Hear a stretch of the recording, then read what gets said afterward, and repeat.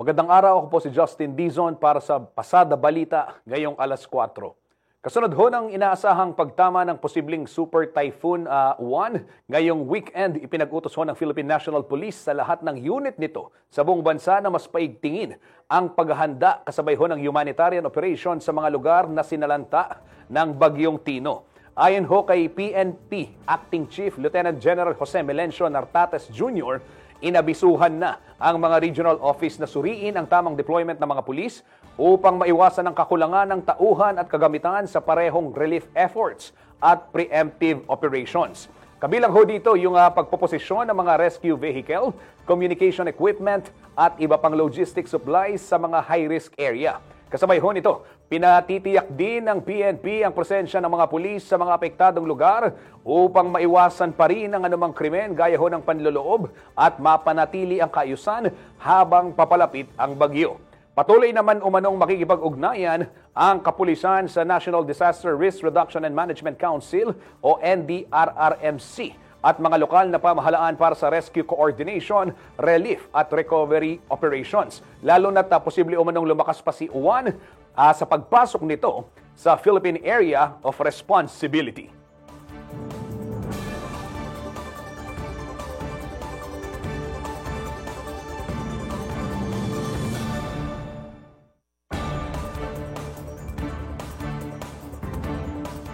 Kabalen, makibalita naman ho tayo sa ginagawang paghahanda ng Municipal Disaster Risk Reduction and Management Office ng Macabebe, Pampanga. Nasa linya ho ng telepono si Ginoong Jomel Cruz, ang kanilang MDRRMO officer.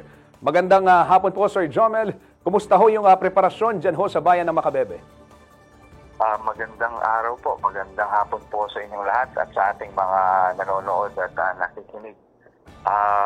As of now po, kanina pong 9:30 nagkaroon kami ng pre-disaster risk assessment kasama po ng council at iba-ibang ahensya na sakop po ng council. No? So, nag-identify na po tayo kung ano yung mga kailangan na anticipatory actions para dito sa ina-expect nating super typhoon na papasok either Friday evening or Saturday morning po. So, malugod namin binabalita na nakahanda naman po, lalong-lalo na yung ating mga postal barangays. Opo. Sir, ano ho yung estado ngayon nitong mga iba't ibang barangay sa bayan ho ng Macabebe? Alam naman natin, nandyan pa rin naman yung mga localized thunderstorm na mga pag-uulan at high tide na nagdudulot ng pagbaha. So, kumusta ho yung majority ng mga barangays ho dyan sa bayan ng Macabebe, sir? As of now po, no, meron pa tayong 10 low-lying barangays na currently are partially flooded dahil po sa yung dati pang mga pag-ulan, dulot ng mga daunang bagyo at saka ng high tide. Kasi po, this week po, itong kung kailan tatama ang ating bagyong Juan, no? Kasabay po is nasa 4.6 to 4.9 feet po yung high tide level natin, no? So medyo nagkakasalubong po yan, no? Lalo na kung maulan itong dala ng super typhoon. Kaya yun po yung number one na kinonsider namin that as of now, wala pong ulan.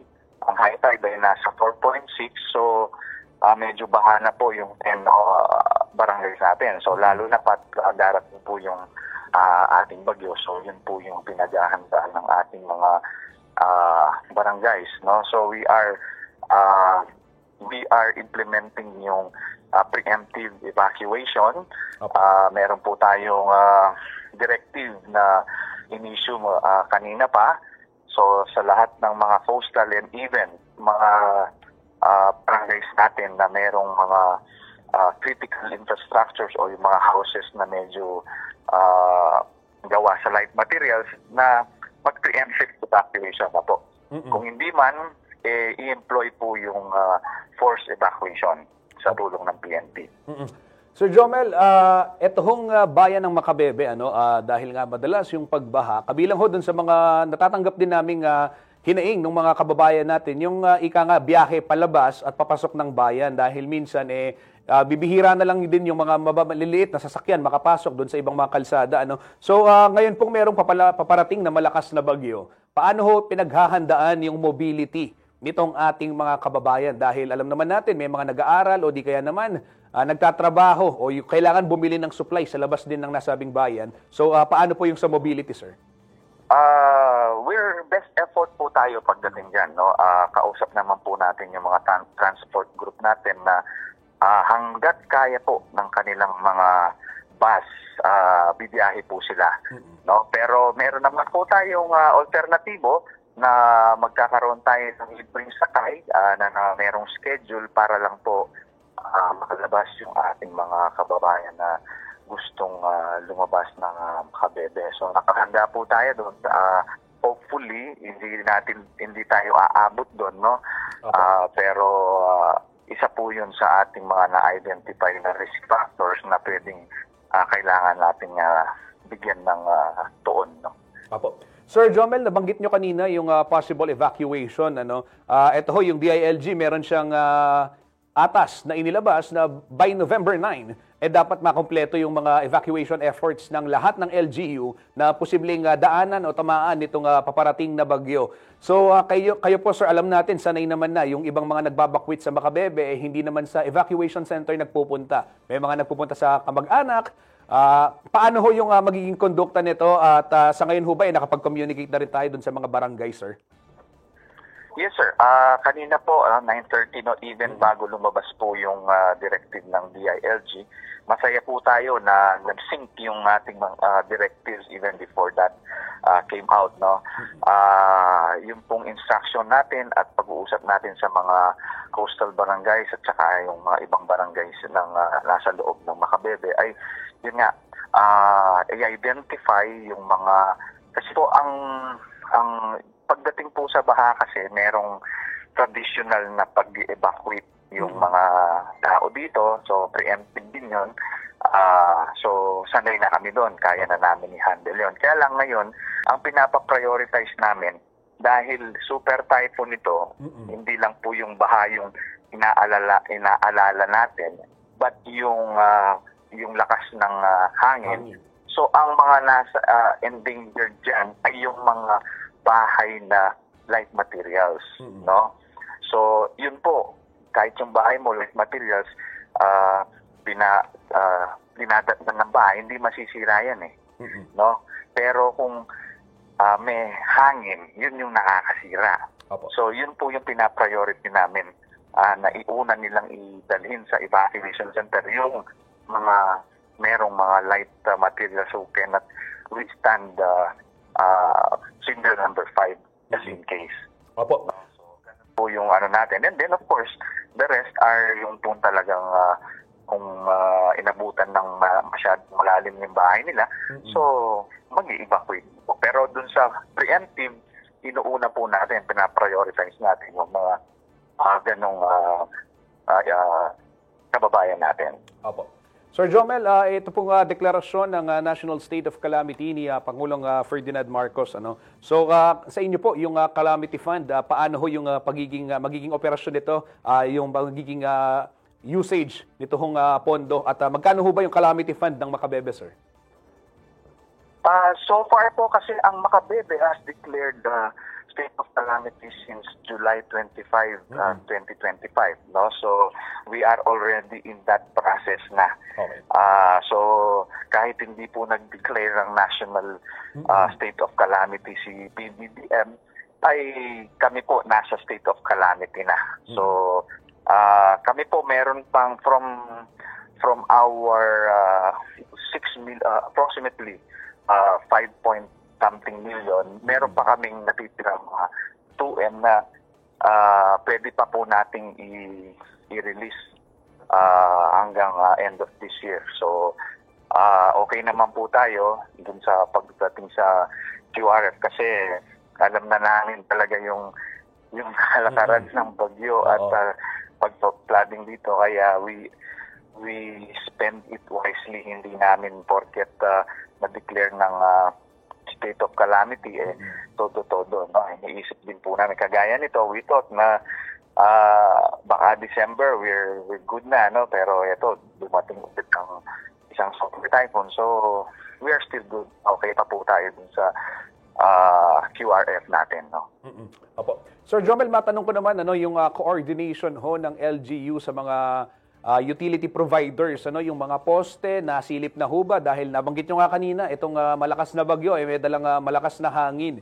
And kabilang dun sa mga binabantayan, yung posibleng impact ng mga magtutumbahang puno rin, mga magtutumbahang poste. So, kumusta ho yung estado nitong mga ganitong factors, sir? Actually, nag-roll out pa lang po kami ngayon. So, we're telling them that we have today and Saturday until Sunday to do all that, no? Mag-prioritize na lang po yung ating mga barangay. Tapos yung mga lifelines natin, no, na nakausap na din po natin yung especially yung water district, no, we've made sure na lahat po ng pumping station nila merong genset in case na mawalan ng power, hindi pa rin po mawawalan ng supply ng tubig, no. Kasi kung tayo yung tatanungin, kahit wala kang power, basta meron ka lang supply ng tubig, no? So, so inassure naman po na tayo ng Balibago Waters, no, Waterworks, na all of their pumping stations, meron silang naka-standby na generator just in case.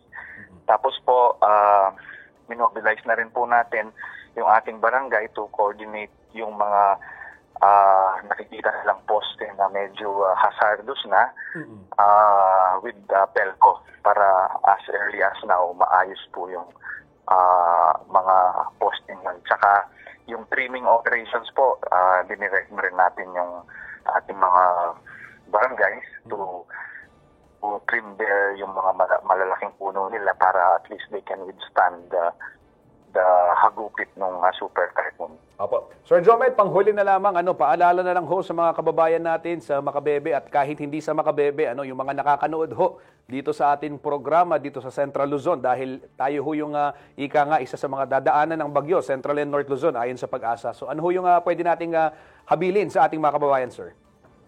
Ang habilin ko po ay makinig lagi sa update ng Pag-asa, no? Para alam natin kung ano ang totoong sitwasyon. Huwag po tayong magpadala sa mga nakakatakot na mga news sa FB, no? Basta let's stick to the official ng Pag-asa para yun yung tamang mga advisories at walang halong panakot. And at the same time, gawin na po natin lahat ang kailangan natin, naisip natin gawin sa paghahanda sa family base, no? Ngayong medyo okay pa ang ating panahon kasi sabi ng Pag-asa, Friday and Saturday wala pong weather disturbance or weather system na makaka-influence sa atin. So mainit ang panahon at kung meron man pag-ulan, thunderstorm lang yan. So by Sunday pa mag-start yung mafe-feel natin yung pagdating ng super typhoon, no? So gawin na po natin lahat yung kailangan natin gawin, mag-stop ng inumin na lahat, no? At least stay put na lang tayo pag darating na po yung super typhoon. Nasa pamamahay tayo, kumpleto, kasama yung pamilya, at dagdagan na lang po yung panalangin natin na lahat sana tayo ay makatawid dito sa isang super typhoon ng maayos. Okay. Maraming salamat po, Sir Jomel Cruz, ang officer in charge o yung hepe po ng MDRRMO ng Municipal Disaster and Risk Reduction Management Office ng Makabebe, Pampanga. Sir Jomel, mimingat kayo po at dakal pong salamat. Kayo rin po, dakal mo rin pong salamat.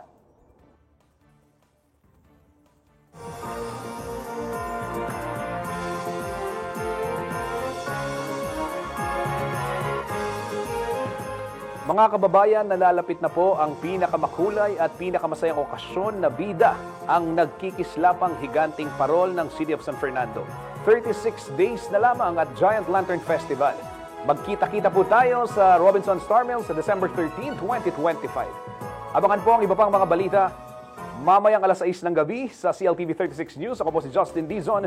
Magandang araw.